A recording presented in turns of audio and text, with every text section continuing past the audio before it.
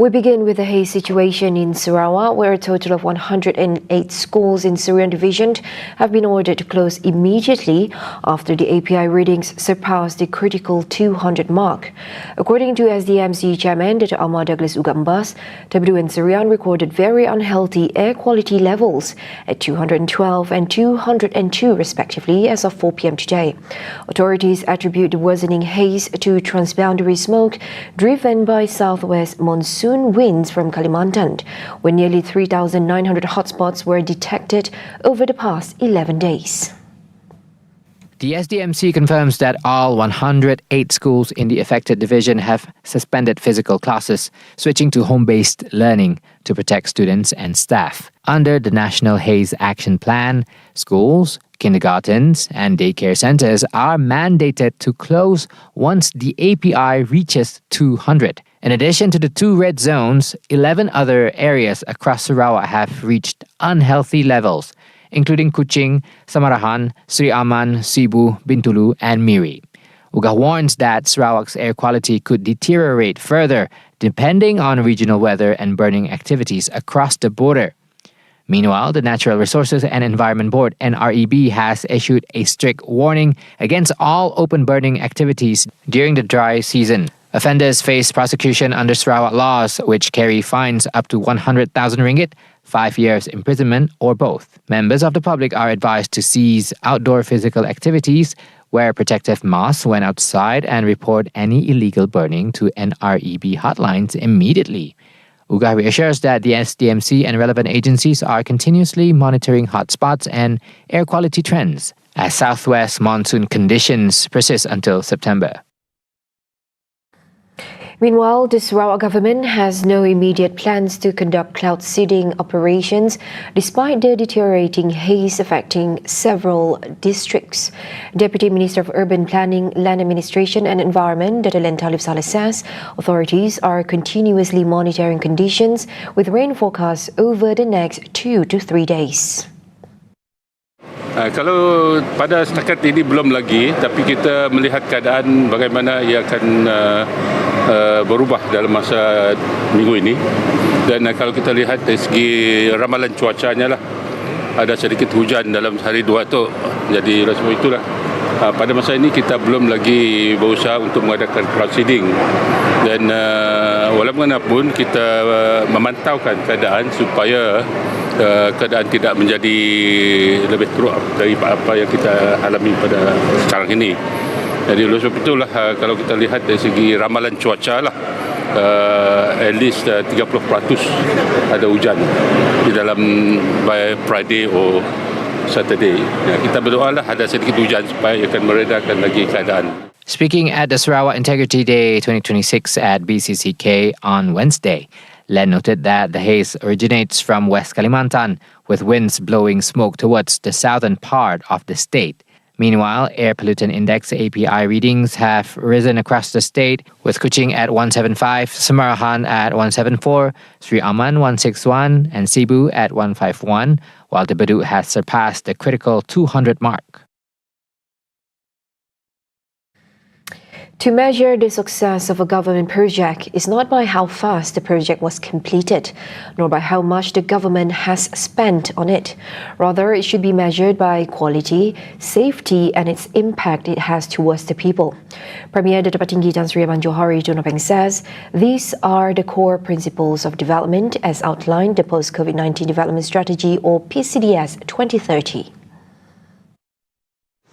Projek itu hanya benar-benar berjaya apabila selamat digunakan, berkualiti, menepati keperluan rakyat dan memberikan manfaat yang setimpal dengan perbelanjaan awal. Oleh itu, saya mahu setiap kementerian, jabatan dan agensi memastikan semua proses perolehan dilaksanakan secara terus, kompetitif dan berpandukan prinsip nilai untuk uang. Moreover, Abang Johari firmly states that each project must be monitored from the planning stage to the handing over stage. He then notes that unreasonable delays, wastage, poor workmanship, and careless monitoring are integrity issues that must be eradicated. Hence, every government project must adhere to what has been agreed upon, including costs, construction period, specifications, and quality. Those in leadership positions within the civil service must be open to criticism, address weaknesses and rectify shortcomings to ensure the effective delivery of government services with confidence. Premier Datuk Petinggi Tan Sri Abang Johari Tunopeng says loyalty to an organisation should never be used as an excuse to cover up weaknesses or avoid necessary improvements. Kesetiaan kepada organisasi bukanlah bermaksud menyembunyikan kelemahan. Sebaliknya, keberanian untuk menegakkan kebenaran, memperbaiki kelemahan dan mengukuhkan sistem penyampaian khidmatan demi kepentingan rakyat. Heads of departments are not only responsible in ensuring policies and regulations are adhered to, but they must be exemplary in every action, decision, and management. A good leader, the Premier adds, must be bold to create a space where peers can voice out their opinions and ideas that are backed with factual data. Integrity must start from the leader and then nurtured amongst peers and colleagues. This approach will also create a leader that prioritizes professionalism and accountability. A total of 56 Sarawak athletes and officials have departed for Selangor as the state begins its mission to defend its title at the 22nd Malaysia Games or Sukma from August 15 to 24. Minister of Youth, Sports and Entrepreneur Development Minister Datuk Sri Abdul Karim Rahman Hamzah says the group is among the state's first contingents to head to Selangor, comprising athletes and officials from 3 sports, namely judo, rhythmic gymnastics and kabaddi. Sukan Sukma diadakan di Selangor sudah ada atlet-atlet yang pergi awal kerana ada acara-acara yang bermula awal. Tapi hari ini adalah jumlah yang pertama yang terbesar dan menggunakan Borneo. Untuk kontingen yang pergi pada hari ini ataupun kumpulan yang pergi pada hari ini adalah daripada sukan judo, sukan gimnastik ataupun jirama dan juga kabadi. Dan daripada hari ini ada yang sudah berangkat dan besok lusa saya percaya ada tim-tim kontingen sukan daripada Sarawak dalam acara-acara lain yang akan berangkat juga.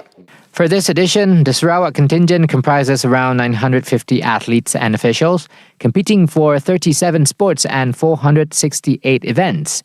The state aims to clinch at least 75 gold medals. Sukma Selangor 2026 will take place from August 15 to 24th, while the Para-Sukma Games are scheduled for September 5th to 14th. Meanwhile, the contingent was also advised to remain vigilant as haze continues to affect several areas. While the haze situation in Selangor is not a major concern, Karim says athletes should take precautions and prioritize their health throughout the Games. He also reminds athletes and officials to maintain discipline and uphold Sarawak's good name in Selangor, while expressing confidence that the state can defend its title based on the contingent's thorough preparations. Oh pasti, kita tidak melihat nombor 2 ataupun nombor 3 kerana kita hanya melihat nombor 1. Saya rasa tidak salah untuk kita merasakan begitu kerana kita adalah juara bertahan. Untuk sukan Sukma dan juga untuk para Sukma. Jadi untuk kedua-duanya ini, there is no number 2. We only look at number 1. Dan saya percaya semangat atlet-atlet kita memang cukup membara untuk membawa balik kemenangan. A 39-year-old housewife has been charged at the Kota Tinggi Magistrates Court with the murder of her 16-month-old step-granddaughter. Nurul Farhana Laila Shah nodded after the charge was read before Magistrate Hafizah Abdul Razak. No plea was recorded as murder cases fall under the jurisdiction of the High Court. According to the charge sheet, Nurul Farhana is accused of murdering Nur Anggun Dahlia Abdullah at a residence in Taman Sri Saujana between July 30th and July 31st. The charge under Section 302 of the Penal Code carries the death penalty or imprisonment of 30 to 40 years and caning upon conviction. Bail was denied, and the court set December 11th for case mention pending forensic, autopsy, and DNA reports. Police initially received a report from the accused claiming the baby died in her sleep. However, autopsy results from Pasir Gudang Hospital revealed fatal internal injuries to the chest and abdomen caused by blunt force trauma, prompting police to arrest 3 family members. Now on to the next development. Prime Minister Datuk Seri Anwar Ibrahim is expected to be discharged from hospital today after undergoing treatment. His wife, Datuk Seri Dr. Wan Aziza Wan Ismail, says Anwar has also sent his greetings and thanked everyone who has prayed for his recovery. InsyaAllah saya nak pergi ni, selepas saya pergi melawat sekejap, saya nak pergi sebab insyaAllah hari ini dia discharge. On Monday, Anwar was reported to have successfully undergone an elective laparoscopic surgical procedure to treat a para-umbilical hernia. He remains under close monitoring by a team of medical specialists. Eligible Malaysian citizens on prepaid and postpaid plans will receive a total of 10 gigabytes of free mobile data under Rama National Day and Malaysia Day HKHM 2026 rebate incentive. Communications Minister Datuk Seri Fahmi Fazil says the initiative is a collaboration between the government and 5 telecommunications providers: Celcom DG, Maxis, TM, U-Mobile and Yes.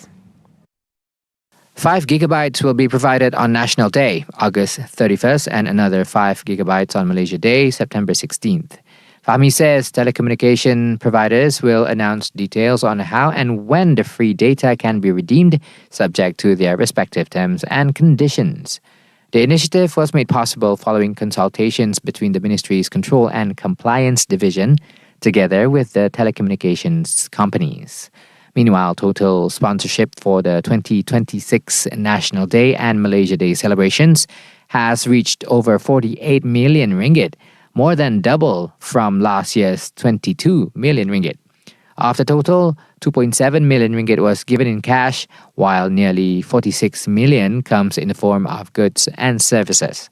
Fahmi says half of the sponsorship value will go towards promotional activities, 30% towards goods for visitors, while the remaining 20% will go towards communities involved in organizing the 2026 celebrations.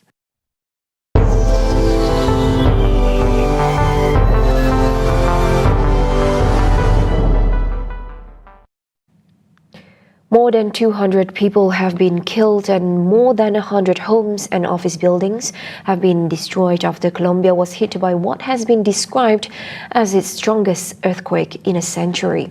Exhausted soldiers, firefighters and volunteers continue to scour collapsed buildings across western Colombia after it was struck by a 7.4 magnitude quake on Monday. Residents are using picks, shovels, and their bare hands to help firefighters dig through the rubble of collapsed buildings. Authorities revised the death toll down to 216 from an earlier estimate of 240 after local officials in Cali corrected the initial figures. The quake overwhelmed parts of the healthcare system, turning the rescue effort into one of Colombia's largest disaster responses in years. As darkness fell, families prepared to sleep in parks as aftershocks rattled damaged neighborhoods with entire blocks reduced to rubble. Claro, la gente no quiere entrar a las casas, la gente no quiere dormir, la gente no sabe qué hacer. Porque aparte han anunciado que hay réplicas, entonces anoche la gente no durmió y así estamos. Pues. President Abelardo de la Las Prieja has since declared a state of emergency and promised rent subsidies for affected families during a visit to Pereira on Tuesday. Meanwhile, the U.S. has announced $15.5 million in emergency aid, while messages of support and offers of assistance arrived from around the world. As aftershocks continued to rattle damaged cities, rescue crews pressed on through the ruins, hoping to hear more voices, taps, or whistles from those still trapped.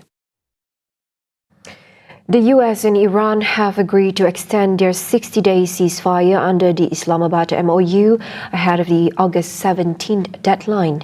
This development comes as Pakistani Interior Minister Mohsin Naqvi meets top Iranian officials in Tehran to mediate a resolution to the West Asia war. More on that with Yusuf Shukri.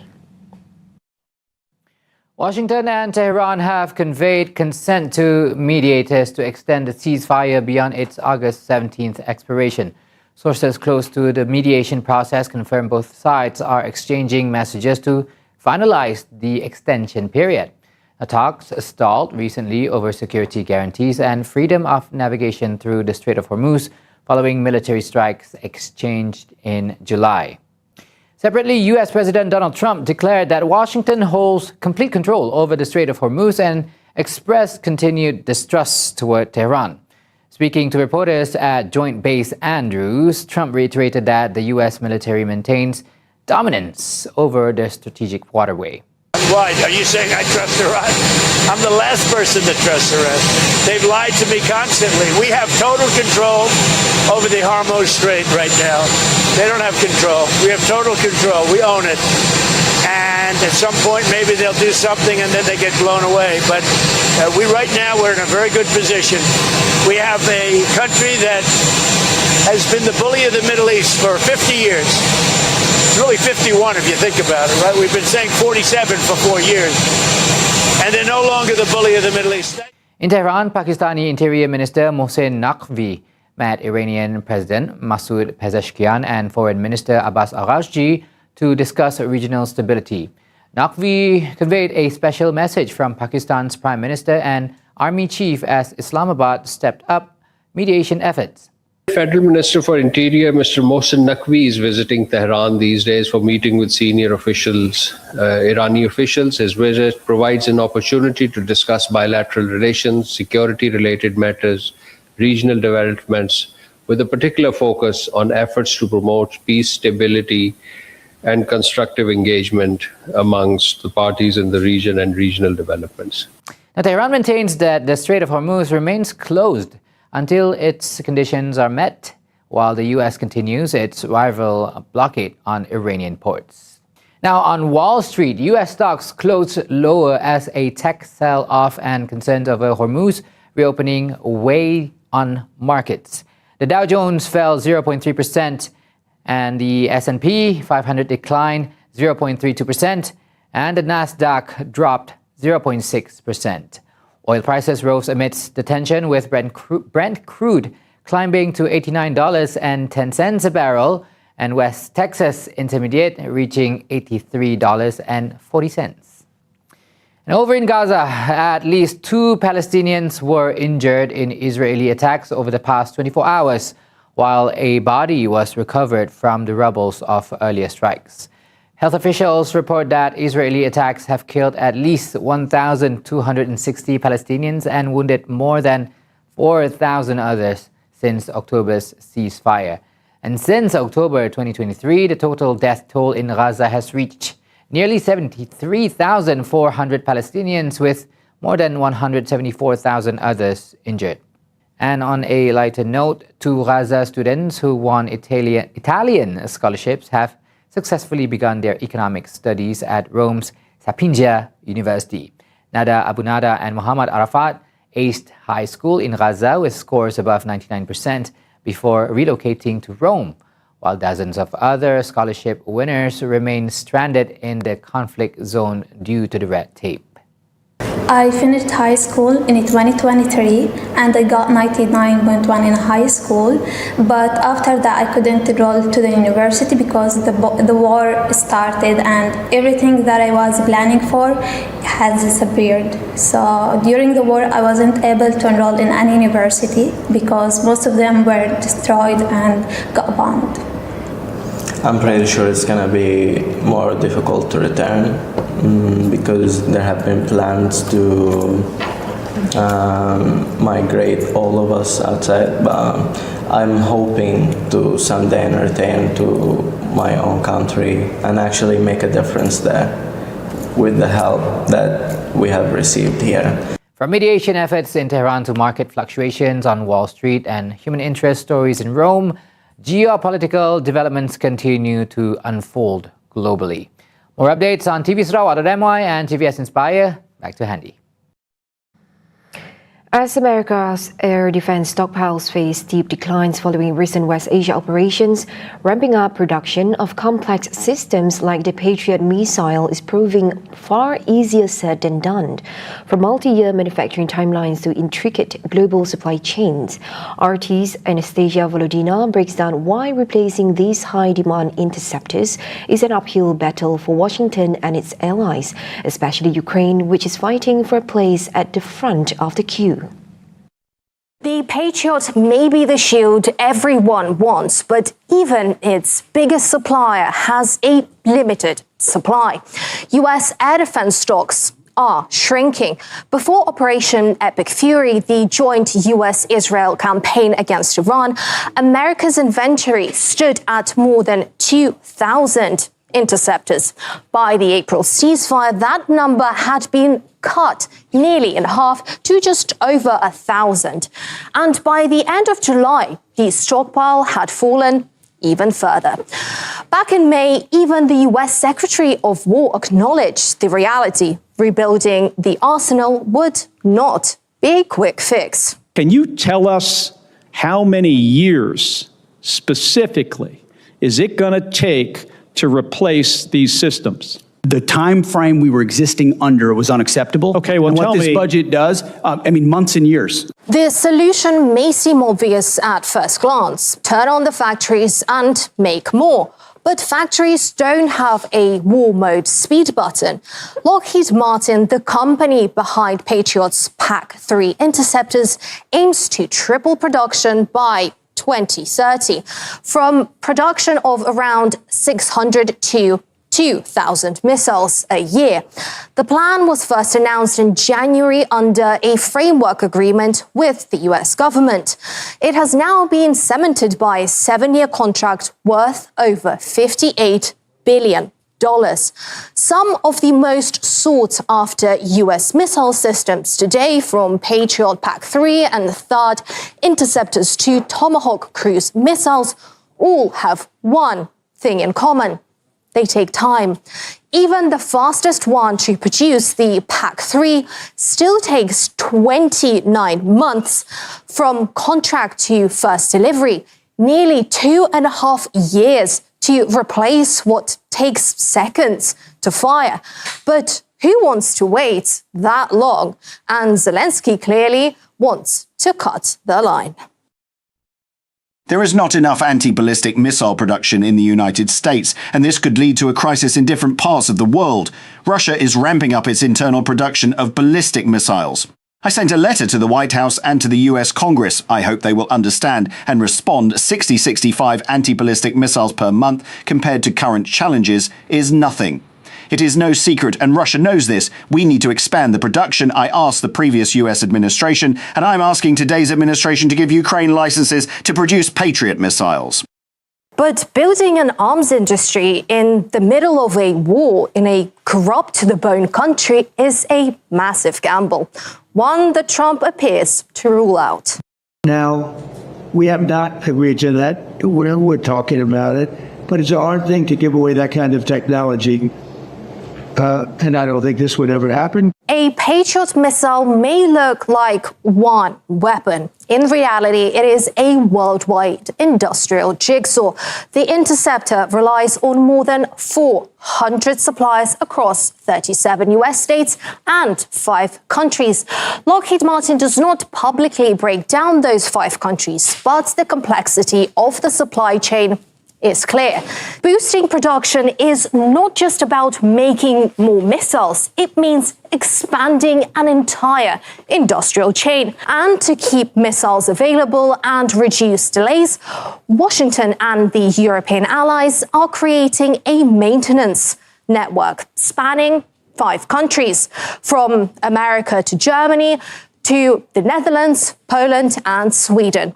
And that complexity may be the Patriot's ultimate defense distinction.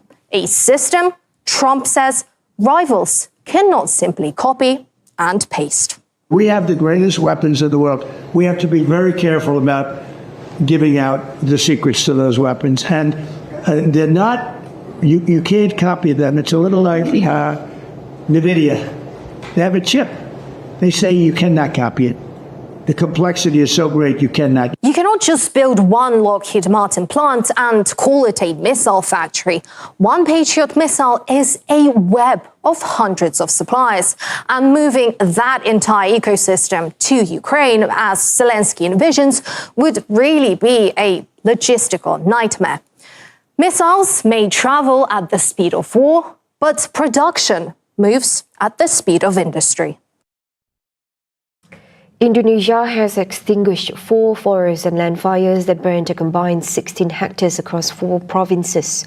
National Disaster Management Agency BNPB, acting head of the Disaster Data, Information and Communication Center, Dodi Yuliova, says the fires were reported in several areas including East, Central and West Java, as well as South Sulawesi.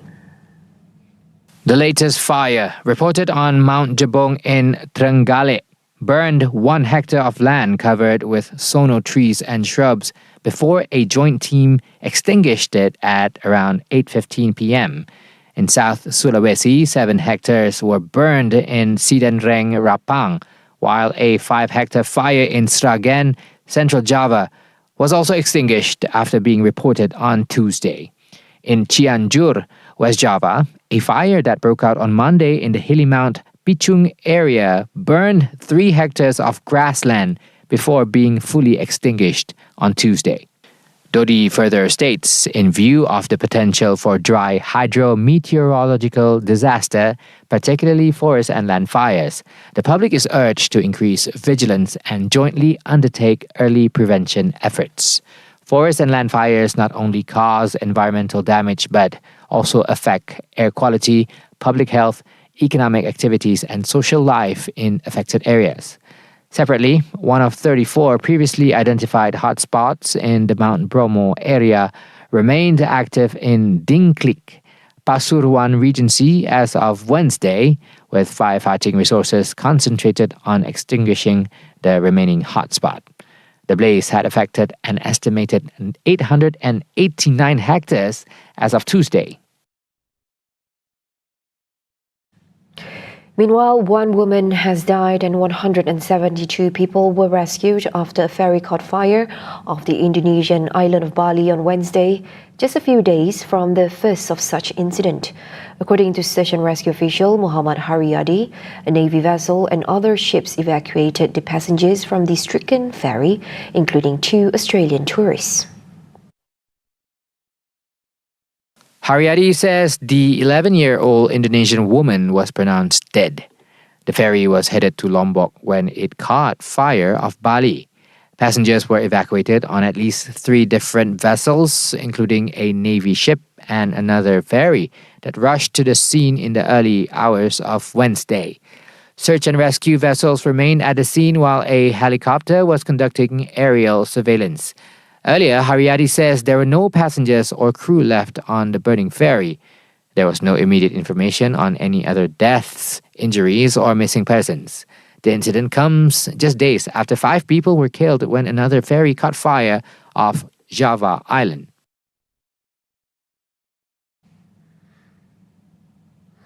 From traditional Karinkam to a new women's movement, Chef Imelda Harris is turning a signature Sarawak craft into a platform to build confidence, skills, and economic opportunities for women. Inspired by the intricate Sarawak embroidery, Imelda plans to launch the Karinkam Sarawak movement, focusing on entrepreneurship, education, culture, health, and women's safety. We leave you with this story to wrap up Nightline. I'm Handy Gui. Thanks for watching. I have a bigger picture. I'm not going to do a program, but I'm going to do a movement. So I'm going to launch a movement. I call it Karinkam Sarawak. So it's actually empowering women to be beautiful, to be strong, to be exquisite like Karinkam. The movement will bring together women from different walks of life, including single mothers, low-income families, senior citizens, students, and young women. Kuching will host the first program before the initiative is expanded across Sarawak. The former MasterChef Malaysia contestant also plans to use her culinary expertise to promote healthy cooking, local produce, and Sarawak's food heritage. Because I'm a chef, so I'm going to share a demonstration healthy cooking with local product and then emphasizing on our warisan, makanan warisan lah, khususnya Sarawak. Imelda says the movement is designed to bring different generations together and create opportunities for women to grow. Her message is simple: keep working, keep praying, and never give up. After winning the Sarawak Icon title, Imelda will represent the state at the national level on September 10, where she hopes to take her women's empowerment agenda to a wider audience.